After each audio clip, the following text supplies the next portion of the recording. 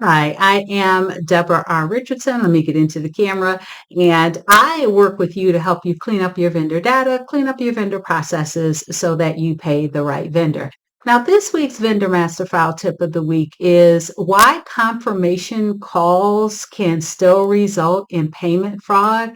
They're just not a silver bullet because if they were, I wouldn't even have to make this video. And so let's talk about some troubling aspects that has, or really trends that have evolved with that confirmation call that really makes it not that silver bullet. So you may have experienced some of these. So the first thing, and everything is on the right, that I have identified. The first thing is that vendors don't pick up, and this can be for several reasons.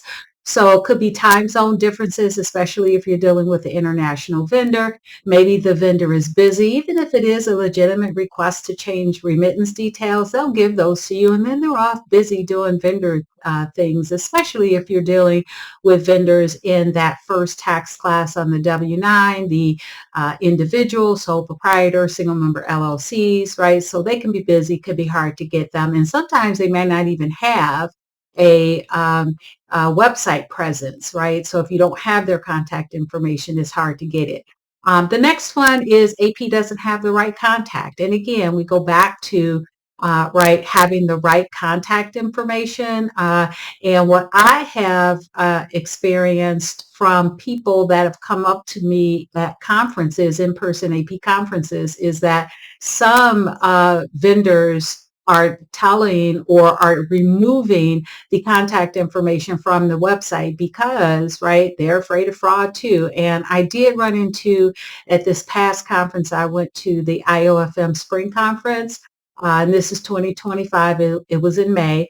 And someone said that they, on the AR side, right, are a government and they can't take their information down, and they get fraudulent calls all the time trying to pretext information out of them. So not having the right contact is a big thing because sometimes when the vendors are set up, the contact that is provided is the contact that either procurement worked with or that the internal team member worked with. And that's not the same person that can verify remittance information all the time. And then the thing too is, right, vendors are not picking up, and a lot of AP team members, vendor team members have been told not to leave a voicemail, which means they just have to keep calling and catch them. And that's hard to do. The next thing is, let's say they do get a hold of someone in the AR department or the right person to confirm remittance details. Well, you know what? Sometimes the confirmation call, even then, is not valid. You might say, well, why would it not be valid? So the first thing is, I talked about it before, the vendors are telling their points of contact not to verify banking details by phone. And if you think about it, when you call them, right, the vendor to verify, let's say, a banking change, they don't know who you are. Just like, you may not know who they are when they call back. That's why you can't leave a voicemail. When you call them, they may not know who you are. Hopefully you have a relationship with some of these vendors, but I know when I was a practitioner, I did not, nor my team, have a relationship with the vendor. So they did not know us. They knew procurement, if it was a PO vendor, their buyer, right? They knew them. They knew their internal team member if they weren't a or if they weren't a PO vendor, if they were a non-PO vendor, they knew them, but they did not know us. The next one is using bad contact information. So I know you shouldn't use contact information in, let's say, the email request because it could be fraudulent.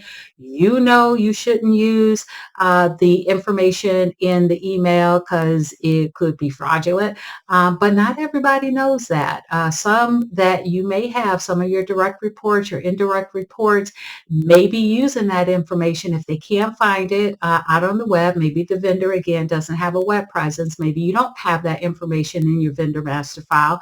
And so they just know they have to get their work done. And so they will use the information in the emails. I've had a couple of clients where that happened, like back to back. Now, the thing I want you to keep in mind is that if you are not performing that confirmation call yourself, you really don't know what they're doing on that confirmation call. And then the next thing is there is no authentication. So in case the vendor's information is fraudulent, when you contact them for that confirmation call, there is some authentication you can ask to make sure that you are speaking with the point of contact from your vendor and not a fraudster. And I just don't see that being done. And then the last reason is the team members that are responsible for making the confirmation calls, right, just don't consistently contact them. Again, vendors will always pick up. They have other stuff to do, right? Meaning your team members that are making the calls, they have other things to do that counts towards their quotas, their production. And so if the vendors are not picking up, they are just focusing on what they can do. And so that means, right, that the calls are just not being done, and those requests, even if they are legitimate, are just not being completed so that the remittance details can be updated so you don't have to deal with a payment going out before the change can be made, and then dealing with the rework that comes with, returned ACHs or returned checks. And then the last one is, and this is something that is kind of newer, trendy newer, is the fact that fraudsters are actually in our legitimate email accounts for our vendors, maybe even our team, internal team members, hopefully not yours, but they've been so successful with getting vendor login credentials, either from successful phishing attempts, or they just go out and buy it on the dark web. There have been so many data breaches. And so what they do is they'll send a request from the actual email inbox, so there's no eagle eye to find a red flag. But not only that, they are sending it from they're using a historical email string so that when it gets to the person that is going to make the change, it is assumed to be authentic. And so no confirmation call is made. One other thing that they are doing, and this goes along with using bad information with the confirmation call not being valid, is they know we're making a confirmation call, so the fraudster will send a request to change the contact information first, and then weeks later they will send the request to change the remittance information, and at that point you will be contacting, or your indirect report or direct report will be contacting the fraudster for validation. I think they'll approve it. All right, so we now know, right, based on this, that the confirmation call is definitely not a silver bullet. And so what do you need to do? You really just need to find a way to do it better. You need to use valid contact information, document best practices flow. Also have documented best practices process, make sure it's standardized.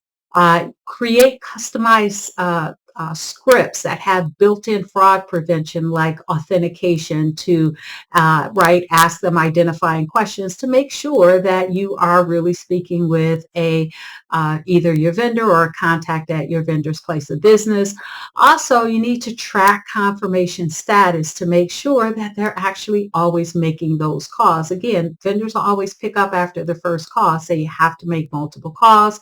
And then I want to talk about here the vendor callback confirmation toolkit. I'll put a link in the description, or you can use the QR code. It includes, the toolkit and implementation guide. It is only 6 steps to implement: desktop procedure, process map, scripts, and a log, and a free training session. So with that, you can standardize your process, implement or add best practices to it, make sure everyone is doing the process right the same way.